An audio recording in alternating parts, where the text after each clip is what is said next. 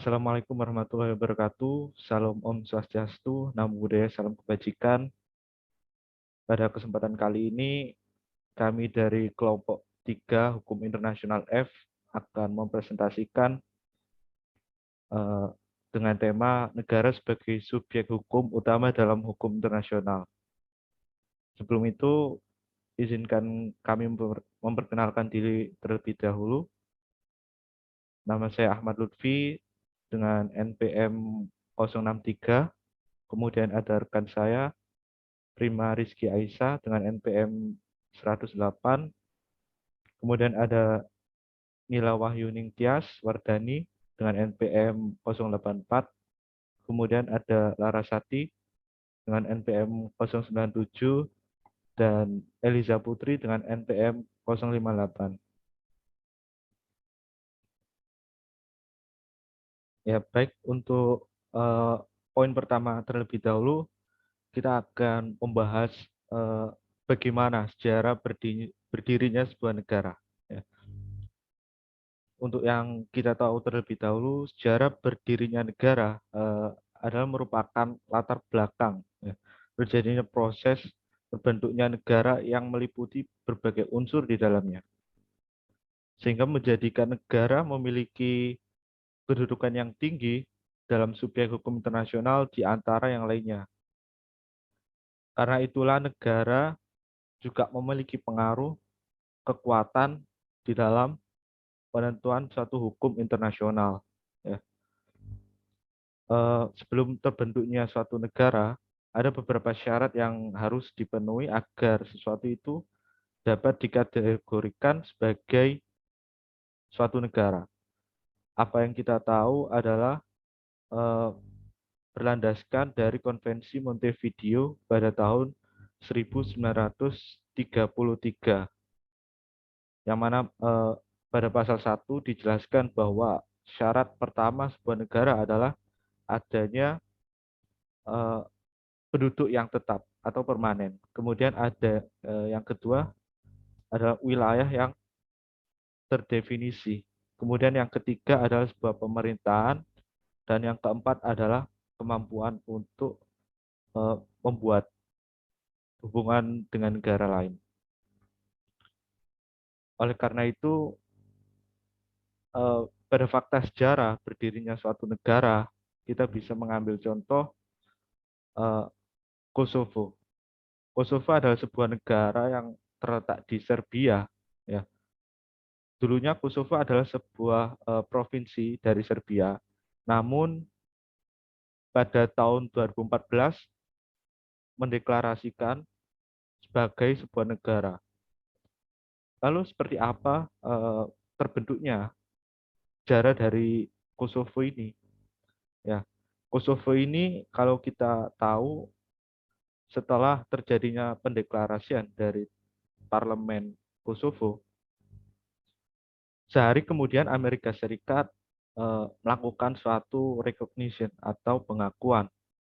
Ya, setelah adanya pengakuan dari Amerika Serikat, kemudian diikuti dengan negara-negara lainnya, yakni adalah Jerman, Italia, kemudian Finlandia dan sebagainya. Atas dasar itu maka eh, kemudian berdiri negara Kosovo. Ya, meskipun juga ada negara yang menentang berdirinya negara Kosovo. Tapi kita bisa melihat dari fakta tersebut bahwa negara Kosovo ternyata berdiri eh, adalah salah satunya dengan adanya pengakuan. Ya. Dengan adanya pengakuan, negara Kosovo bisa berdiri. Karena sebelumnya pada tahun 1996, ya, negara Kosovo sudah mendeklarasikan kemerdekaan. Namun karena eh, pengakuan atau recognition dari negara Kosovo hanya Albania yang mengakui, maka eh, mendeklarasikan itu disebut sebagai hanya pemberontakan saja, tidak menjadi sebuah negara. Nah, namun pada 2014 Kosovo mampu berdiri sebagai negara karena adanya banyak pengakuan yang didapatnya. Kemudian ada sejarah berdirinya Indonesia. Seperti yang kita tahu, Indonesia berdiri pada 17 Agustus 1945. Namun berbeda dengan Kosovo, negara Indonesia eh, tidak memiliki adanya pengakuan terlebih dahulu untuk menjadi sebuah negara. Ya. Hal ini karena eh, ada teori yang mengatakan bahwa recognition atau pengakuan itu adalah merupakan sebuah suatu pengukuhan saja, bukan sebuah syarat utama atau syarat mutlak untuk berdirinya sebuah negara. Sehingga perbedaan daripada Kosovo dan Indonesia ini dapat memberikan suatu gambaran pada kita bahwa ada negara yang harus memiliki pengakuan terlebih dahulu untuk berdiri dan ada juga negara yang tidak perlu pengakuan terlebih dahulu untuk berdiri. Baik, terima kasih. Selanjutnya adalah dari bentuk negara. Dalam hukum internasional dikenal beberapa macam bentuk negara, gabungan negara dari berbagai negara. Bentuk gabungan tersebut terbagi menjadi 3 macam. Yang pertama ada negara federal. Negara federal merupakan penggabungan dari beberapa negara, biasanya disebut dengan negara bagian. Hal itu terjadi dengan adanya perjanjian antar kedua negara guna membagi kewenangan antara pemerintah federal dengan negara bagian. Meskipun negara bagian memiliki konstitusi dan pemerintahnya sendiri, negara federal sebagai satu hukum internasional dan memiliki wewenang yang ditentukan oleh konstitusi negara federal bukan dari hukum internasional. Wewenang pemerintahan federal yaitu melaksanakan hubungan luar, peraturan perdagangan antar negara, pertahanan nasional, dan lain sebagainya. Negara-negara yang menerapkan sebagai negara federasi, contohnya itu seperti Afrika Selatan, Kanada, Argentina, dan Amerika Serikat, Australia, Meksiko, dan Swiss. Biasanya nama dari negara bagian tidak memiliki kesamaan, seperti sebutan kanton atau länder itu berasal dari sebutan negara Swiss. Yang kedua, ada himpunan negara merdeka. Jadi, himpunan negara ini terdiri dari 2 macam. Yang pertama ada UNIRIL, itu seperti menggabungkan 2 bangsa atau lebih dengan adanya perjanjian internasional yang berada di bawah pemerintahan yang sama dan melangsungkan kegiatan internasional secara sah atau satu kesatuan. Dari hal ini yang menjadi subjek hukum internasional ialah uni itu sendiri. Lalu dari tiap anggota hanya memiliki kedaulatan internalnya saja. Negara yang telah menggabungkan diri, mereka dilarang untuk berperang antar sesama atau dapat berperang tetapi dengan negara lainnya.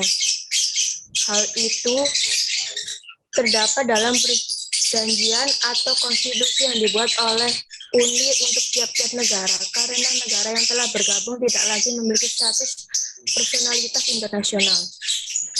Yang kedua, ada unipersonal, merupakan 2 bangsa berdaulat yang menyatukan diri yang disebabkan oleh kesamaan raja. Di dalam uni personil, tiap-tiap bangsa pasti menjadi subjek hukum internasional. Contohnya dari UNIRIL itu seperti Belanda dengan Luxembourg.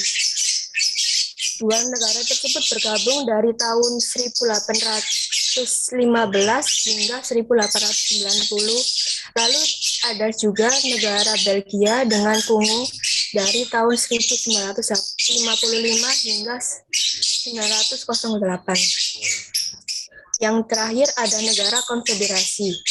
Negara konfederasi itu penggabungan dari beberapa negara dengan adanya perjanjian internasional yang melimpahkan kewenangan tertentu kepada negara konfederasi. Dalam penggabungan tersebut, negara yang menjadi anggotanya masih sebagai subjek hukum internasional dan negara yang berdaulat. Adanya bentuk negara konfederasi hanya terjadi pada abad ke-19. Lalu meskipun Swiss pernah menobatkan dirinya sebagai negara konfederasi sejak tahun 1848, tetapi kenyataannya lebih cenderung kepada negara federal yang mana wewenang luar negeri ada pada pemerintahan federal. Lalu berikutnya ada aturan hukum. Dalam sebuah subjek hukum internasional pasti mempunyai sebuah aturan yang berisi penjelasan peraturan hukum yang menjadi hak maupun kewajiban dari subjek hukum internasional dalam hukum internasional. Walaupun tiap subjek hukum internasional memiliki hak dan kewajiban, akan tetapi subjek hukum internasional memiliki peraturan hukum yang tidak sama. Yang pertama, dari subjek hukum internasional ialah negara. Negara mempunyai kemampuan hukum yang penuh atau full legal capacity. Sebagai subjek hukum internasional memiliki arti bahwa negara berwenang kuat atas kewajiban di dalam hukum internasional. Tidak hanya itu, negara juga memiliki hak dan kewajiban di dalam hukum nasional jika terdapat satu kesatuan dan termasuk bagian dari PBB. Hal itu sesuai dengan pasal 1 Konvensi Montevideo tahun 1933 mengenai hak dan kewajiban negara. Lalu jika melihat dari negara federal, protektorat, maupun negara yang menggabungkan diri atas perdamaian dan belum menjadi anggota, yang mana mereka membuat aturannya sendiri atau sesuai dengan konstitusinya dalam negara federal yang memiliki tanggung jawab hak dan kewajiban sebagai subjek hukum internasional oleh pemerintah federal. Yang kedua, ada subjek hukum dari Tata Suci Vatikan. Tata Suci Vatikan sebagai subjek hukum internasional guna membangun afiliasi diplomatik bersama negara lain ataupun dengan organisasi internasional serta memiliki andil dalam perjanjian internasional. Tata Suci memiliki wilayah kedaulatan dan perwakilan dari berbagai negara. Yang ketiga, ada dari subjek hukum internasional organisasi internasional. Organisasi internasional memiliki anggota dan pendirian yang beraneka ragam karena dari berbagai negara. Organisasi internasional memiliki kedudukan yang setara dengan bangsa. Saat menjalin afiliasi internasional terhadap bangsa lain, menjadikan hak kewajiban dan kewenangannya menjadi terbatas dan terikat karena ada sebuah perjanjian internasional. Lalu terbatas juga dengan tujuan dan aktivitas dari organisasi tersebut. Dalam organisasi internasional, terdapat hal yang tidak dapat dijangkau, yaitu perjanjian mengenai batas wilayah, sebab organisasi internasional tidak memiliki wilayah. Yang keempat, ada dari subjek internasional Palang Merah Internasional atau International Committee of the Red Cross. ICRC mengembangkan haknya serta mengimplementasikan kewajibannya ke dalam hukum internasional setelah mendapat pengakuan dan status melalui perjanjian internasional dan konvensi pada tahun 1949. Berikut ialah aturan dari ICRC. Yang pertama, berdasarkan Konvensi Jewena 1 hingga 4 dan Protokol 1 Pemerintahan Khusus untuk ICRC guna melakukan tugasnya dalam aksi kemanusiaan di berbagai negara yang sedang berkonflik. Yang kedua, berdasarkan Konvensi Jenewa 4 Pasal 3, dalam konflik yang non-internasional, ICRC dapat berinisiatif dalam kemanusiaan yang telah diakui oleh masyarakat internasional. Yang ketiga, berdasarkan Anggaran Dasar Palang Merah dan Bulan Sabit Merah Internasional dapat digunakan saat terjadi ketegangan dalam negeri sebagai peran dalam pelayanan kesehatan pemerintah tanpa adanya campur tangan urusan internal negara. Yang kelima, ada dari subjek internasional kaum pemberontak. Peraturan hukum internasional menetapkan tahapan pemberontakan dibagi menjadi 2 tahap yang berbeda, yaitu insurgent dan belligerent.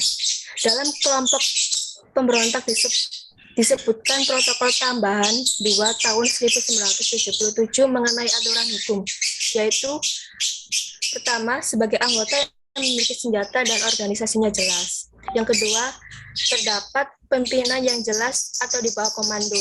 Yang ketiga, mengendalikan setengah kawasan. Yang keempat, dapat menjalankan operasi militer. Yang kelima, dapat mengimplementasikan peraturan-peraturan dalam hukum humaniter internasional. Yang keenam, merupakan subjek hukum internasional urutan ke-8 ialah organisasi non-pemerintah. Convention on the Recognition of the Legal Personality of INGO tahun 1986 merupakan contoh instrumen hukum yang menetapkan status INGO atau International Non-Government Organization. The Council of Europe membentuk dan menandatangani konvensi guna mengakui peran INGO dalam hubungan internasional. Dalam mencapai kesuksesan dan keaktifan INGO di Eropa, diperlukan sebuah pengakuan dan sesuai dalam pasal 1 yang ditetapkan di Stamford sebagai berikut aturannya. Yang pertama, mempunyai maksud non-profit dari fungsi global. Yang kedua, pemerintah telah menetapkan instrumen dan hukum dalam partai. Yang ketiga, melakukan aktivitas mereka dengan hasil kurang lebih dengan hasil 2 status. Yang keempat, mempunyai kantor hukum wilayah partai dan administrasi pusat serta kontrol dari wilayah partai sendiri ataupun pihak lain. Yang keempat, ada atribut negara. Suatu negara pasti mempunyai suatu atribut negaranya dengan ciri uniknya sendiri-sendiri. Nah, di dalam hukum internasional sendiri, kedaulatan negara atau kesetaraan merupakan konsep antar negara yang diakui dan dijadikan sebagai dasar dari terlaksananya sistem hukum internasional. Di dalam hukum secara tradisional, diakui secara internasional bahwa negara merupakan menjadi entitas yang berdaulat dan yang merdeka, yang dimaksudkan bahwa suatu negara tersebut tidak patuh atau tunduk kepada otoritas lain yang lebih berkuasa, sehingga kedaulatan atau kesetaraan merupakan atribut yang erat dan melekat di suatu negara yang merdeka dan menjadikannya sebagai subjek dari hukum internasional. Kedaulatan ini sendiri adalah dasar dari banyak hak-hak yang diakui menurut hukum internasional. Contohnya seperti hak menentukan kewarganegaraan penduduk, hak memberi otoritas dalam wilayah tersebut untuk menolak atau melarang orang masuk, hak-hak yurisdiksi teritorial, dan hak lainnya. Sedangkan kedaulatan adalah sebuah konsepsi yang sangat penting dalam tatanan hukum di negara ini serta di dalam internasional, dan merupakan titik perpotongan dua sistem yang terurut dari hukum. Oleh karenanya, konsep dari negara berdaulat seperti otoritas yang mandiri dari pihak-pihak terlepas dari adanya dukungan oleh sistem administrasi hukum internasional yang dikonfirmasi dengan prinsip non-intervensi dan persetujuan negara. Baik, selanjutnya adalah cara perolehan wilayah. Wilayah adalah komponen penting dari sebuah negara agar dapat diakui sebagai negara yang berdaulat atau sebagai subjek internasional. Hal itu telah jelas dalam Konvensi Montevideo tahun 1933 bahwa wilayah sebagai salah satu kualifikasi yang harus dimiliki oleh sebuah negara. Pembagiannya terdapat dibagi menjadi 5 bagian. Yang pertama adalah penambahan wilayah atau akresi. Akresi merupakan cara dalam peluasan kawasan yang bisa terjadi secara alami atau dengan proses geografi. Bersatu dan terbentuknya suatu kawasan kedaulatan bangsa yang sudah ada. Contoh dari akresi adalah terbentuknya pulau yang terjadi akibat endapan lumpur di suatu muara sungai atau bisa dengan keringnya aliran sungai akibat adanya aliran sungai yang baru. Yang kedua ada cesi. Cesi merupakan satu upaya untuk mendapatkan wilayah dengan cara pemberian kekuasaan atas wilayah kedaulatan suatu negara terhadap negara yang lain dengan adanya perjanjian antara kolonial maupun penduduk asli pribumi wilayah tersebut. Contohnya itu seperti Amerika Serikat pada tahun 1867. Ia membeli Alaska dari Rusia dengan sejumlah uang sebesar $7.200.000. Yang ketiga ada kependudukan atau okupasi. Ialah sebuah cara untuk mendapatkan suatu kawasan dengan cara pendudukan di suatu kawasan yang tidak berpunya di tangan negara manapun, seperti tanah yang belum dimiliki oleh siapapun dan baru ditemukan. Yang keempat ada preskripsi. Cara tersebut dengan cara bahwa sebuah negara telah menduduki kawasan tersebut dalam kurun waktu yang lama, serta dengan atas pengetahuan dari pemilik kawasan tersebut dan tidak adanya perlawanan dari pemilik kawasan kepada yang telah menempati. Yang kelima, ada penaklukan atau aneksasi. Penaklukan atau aneksasi dapat dilakukan dengan cara melakukan penaklukan dengan kekerasan di suatu wilayah. Dalam melakukan tindakan paksa tersebut dilihat dari seberapa jauh tindakan tersebut dianggap sah dan diakui oleh masyarakat internasional. Yang keenam ada doktrin tindakan negara. Doktrin tindakan negara yaitu prinsip yurisdiksi dari hukum internasional yang berarti bahwa semua tindakan pemerintah lain diakui sah oleh Pengadilan Amerika Serikat.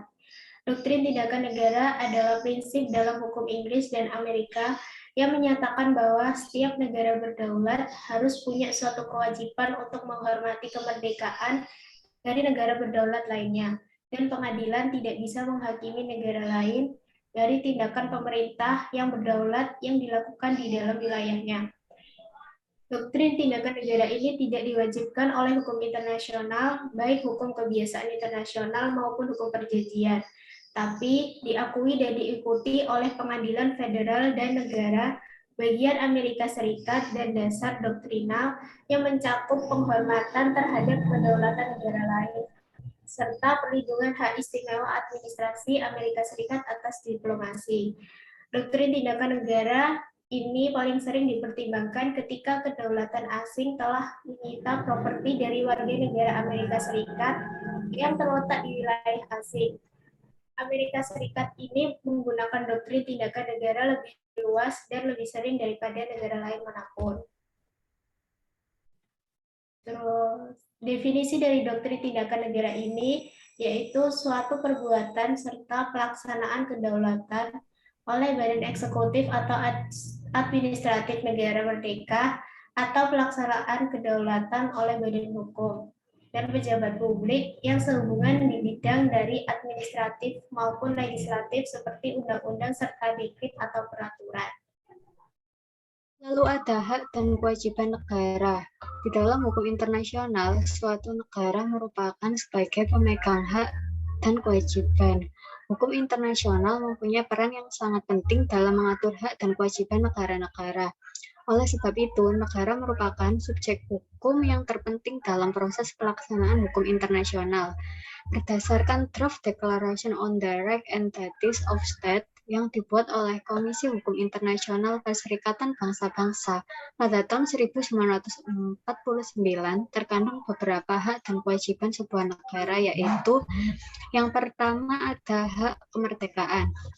Hak atas kemerdekaan ini diatur dalam pasal 1 Draft Declaration on the Rights and Duties of States yang dalam lingkup hukum internasional biasanya disebut sebagai hak untuk menentukan nasib sendiri. Hak ini diakui sebagai norma yang bersifat mengikat masyarakat internasional. Hak melaksanakan yuridis pada orang, wilayah, dan materi yang berada di wilayahnya. Hak pelaksanaan yurisdiksi ini diatur dalam pasal 2 Draft Declaration on the Rights and Duties of States. Hak ini merupakan hak yang melekat pada negara yang telah merdeka dan berdaulat. Suatu negara memiliki kebebasan untuk berbuat apapun di dalam negerinya sendiri, asalkan kebebasan tersebut tidak mengganggu keamanan, ketentraman, ketertiban, dan tidak melanggar hukum internasional. Lalu yang ketiga ada hak memperoleh kedudukan hukum yang sama dengan negara lain. Hak ini diatur dalam pasal 5 Draft Declaration on the Rights and Duties of States. Setiap negara berhak diperlakukan sama dengan negara yang satu dengan negara yang lain, tanpa dilihat apakah negara itu kecil atau besar. Hak ini ialah suatu konsekuensi dari prinsip kedaulatan negara. Yang keempat ada hak untuk melaksanakan pertahanan diri sendiri atau kolektif. Hak ini diatur dalam pasal 51 Piagam PBB dan pasal 12 Draft Declaration on the Rights and Duties of States. Dalam pembelaan diri yang terjadi karena agresi bersenjata hingga menimbulkan suatu tindakan yang harus diambil dalam melaksanakan hak membela diri serta harus dilaporkan pada Dewan Keamanan guna untuk memelihara dan memulihkan perdamaian serta keamanan internasional. atau kewajiban negara. Kewajiban negara yang pertama yaitu kewajiban negara untuk tidak melakukan intervensi terhadap masalah-masalah yang terjadi di negara lain. Kewajiban untuk tidak melakukan intervensi ini diatur dalam Piagam Perserikatan Bangsa-Bangsa Pasal 2 Ayat 7 dan Pasal 3 Draft Declaration on the Right and Duties of State yang diterangkan bahwa suatu negara tidak diperbolehkan untuk ikut campur tangan mengenai urusan dalam negara lain. Yang kedua ada kewajiban untuk tidak menggelorakan kekacauan sipil di negara lain. Setiap negara diwajibkan untuk menahan diri dari perselisihan sipil di wilayah negara lain dan untuk mencegah organisasi suatu negara di dalam wilayahnya agar tidak memicu perselisihan sipil tersebut. Hal ini dinyatakan dalam Pasal 4 Draft Declaration on the Right and Duties of State. Yang ketiga ada kewajiban untuk memperlakukan semua orang yang berada di wilayahnya dengan memperhatikan hak asasi manusia. Hal ini diatur dalam Pasal 6 Draft Declaration on the Right and Duties of State. Diterangkan bahwa setiap negara memiliki kewajiban untuk memperlakukan semua orang di bawah yurisdiksi teritorialnya dengan menghormati hak asasi manusia dan kebebasan dasar. Lalu ada kewajiban untuk mengayomi wilayah supaya tidak membahayakan keamanan dan perdamaian internasional. Setiap negara diberikan kewajiban untuk menjaga dan memastikan bahwa kondisi atau konflik yang terjadi di wilayahnya tidak mengancam serta membahayakan perdamaian dan ketertiban dunia. Hal ini diatur dalam Pasal 7 Draft Declaration on the Right and Duties of State. Lalu ada kewajiban untuk menjalin hubungan dengan negara lain sesuai dengan hukum internasional yang berlaku. Dalam hal ini diatur dalam Pasal 14 Draft Declaration on the Right and Duties of State, mengatur bahwa setiap negara yang terikat dengan perjanjian internasional memiliki kewajiban untuk melakukan hubungan dengan negara lain, dan prinsip kedaulatan yang dimana setiap negara harus tunduk pada supremasi hukum internasional. Lalu ada kewajiban untuk tidak berperang dalam menyelesaikan masalah. Kewajiban setiap negara untuk menahan diri dari penggunaan perang sebagai instrumen kebijakan nasional dan penyelesaian konflik dengan cara lain yang tidak sesuai dengan hukum dan ketertiban internasional. Hal ini diatur dalam Pasal 9 Draft Declaration on the Right and Duties of State dan Pasal 2 Ayat 4 Piagam PBB. Lalu kewajiban untuk melaksanakan kewajiban internasional dengan etikat baik. Dalam Pasal 13 Draft Declaration on the Right of Duties of State diterangkan mengenai aturan kewajiban setiap negara untuk melakukan kewajiban-kewajiban dari perjanjian dan sumber hukum internasional dilaksanakan dengan etikat baik. Dan negara tidak boleh mencabut ketentuan-ketentuan dalam konstitusinya. Yang terakhir ada kewajiban untuk menyelesaikan sengketa secara damai. Dalam penyelesaian konflik antar negara, suatu negara yang sedang bersengketa wajib menyelesaikan perselisihan dengan negara lain secara damai, supaya prinsip keadilan dijunjung tinggi sehingga tidak mengganggu keamanan dan ketertiban internasional. Hal ini diterangkan dalam Pasal 8 Draft Declaration on the Right and Duties of State. Baik, untuk selanjutnya yaitu suksesi negara. Suksesi negara sendiri memiliki definisi bahwa suatu kondisi di mana terjadinya pergantian negara dikarenakan adanya pergantian atau perubahan kedaulatan suatu wilayah, sehingga memicu adanya akibat hukum yang kompleks. Nah, pergantian tersebut itu terjadi antara negara yang diganti atau predecessor state kepada negara yang mengganti atau successor state. Bentuk suksesi negara sendiri ada 5. Yang pertama yaitu penyerapan atau bergabungnya suatu wilayah dengan negara lain. Contohnya yaitu penyerapan Korea oleh Jepang pada tahun 1910. Yang kedua ada pemecahan atau dismemberment, yaitu separasi wilayah suatu negara kemudian membentuk suatu negara baru atau wilayah baru yang akhirnya berdiri sendiri. Contohnya lenyapnya Uni Soviet dan sekarang Uni Soviet itu terbagi atau terpecah menjadi negara-negara baru yang berdiri sendiri. Kemudian ada unifikasi dari pemecahan dan penyerapan atau gabungan dari penyerapan dan pemecahan, yaitu penguraian suatu wilayah dari suatu negara menjadi beberapa negara bagian. Lalu negara-negara bagian tersebut membentuk suatu negara baru atau diserap oleh negara lain. Contohnya pecahnya Polandia pada tahun 1795 yang beberapa wilayah pecahannya masing-masing diserap oleh Rusia, Austria, dan Prusia. Kemudian ada negara merdeka baru atau newly independent state, yaitu separasi wilayah yang terhimpun dalam suatu kesatuan negara atau negara jajahan yang kemudian membebaskan diri dari negara yang menjajah. Contohnya Indonesia yang memisahkan diri dari Belanda yang sebelumnya Belanda itu menjajah Indonesia. Bentuk yang kelima yaitu bentuk atau corak lainnya yang merupakan peleburan negara-negara atau terurainya suatu negara menjadi beberapa negara. Selanjutnya ada jenis suksesi negara. Jenis suksesi negara ini terbagi menjadi dua dalam prakteknya. Yang pertama ada suksesi universal dan suksesi parsial. Untuk suksesi universal sendiri ini kita ketahui bahwa dalam suksesi universal ini tidak adanya identitas nasional, sehingga dikarenakan wilayah dari suatu negara itu telah dikuasai atau dimiliki oleh negara lain. Contohnya pada tahun 1982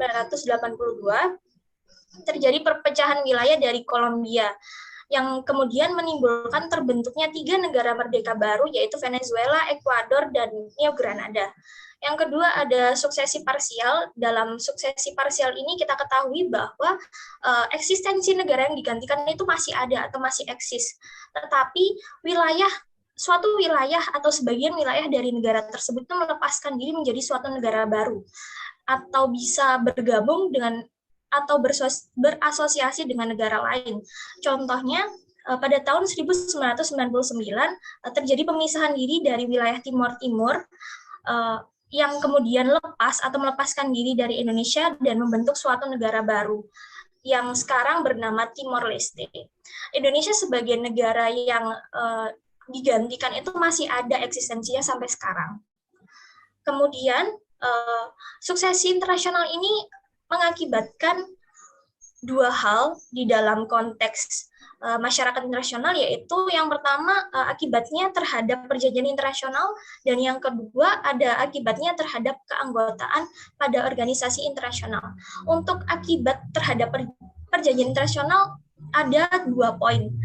Poin yang pertama, perjanjian tidak berpindah kepada suksesor kecuali ada hal lain yang dinyatakan dalam devolution agreement. Hal ini berdasarkan pasal 17 dan pasal 24 Konvensi Wina 1978 yang sejajar pengertiannya dengan pasal 34 Konvensi Wina pada tahun 1969 yang menyatakan bahwa negara baru diperbolehkan untuk melakukan pick and choose terhadap perjanjian yang dibentuk oleh predesesor atau negara yang digantikan itu tadi. Yang kedua, poin yang kedua itu mengenai traktat. Untuk traktat yang bertalian dengan wilayah atau dispositive treaty itu wajib berpindah kepada suksesor atau negara yang menggantikan. Selanjutnya yaitu ada akibat terhadap keanggotaan pada suatu organisasi internasional. Perihal kedudukan suatu negara terhadap organisasi internasional maupun organisasi regional itu ditentukan melalui tiap-tiap konstitusi atau tiap-tiap piagam dari organisasi tersebut. Contohnya pada PBB itu tidak menyatakan adanya pengunduran diri atau tidak mengatur tentang adanya pengunduran diri, sehingga ketika adanya suatu pergantian kedaulatan, maka hal tersebut tidak mengakibatkan suatu negara itu keanggotaan suatu negara itu menjadi hilang. Tetapi negara baru yang sudah memisahkan diri dari negara lama itu nantinya akan melalui proses administratif dengan mendaftarkan diri ulang sebagai seorang negara baru dan kemudian dinyatakan dalam suatu piagam atau kemudian menjadi suatu anggota baru dari PBB itu tadi. Atau kecuali adanya izin sesuai ketetapan yang dinyatakan dalam piagam. Baik, saya rasa sekian dari kelompok kami. untuk presentasi hari ini. Terima kasih atas perhatiannya dan mohon maaf jika terdapat banyak kesalahan. Terima kasih. Wassalamualaikum warahmatullahi wabarakatuh.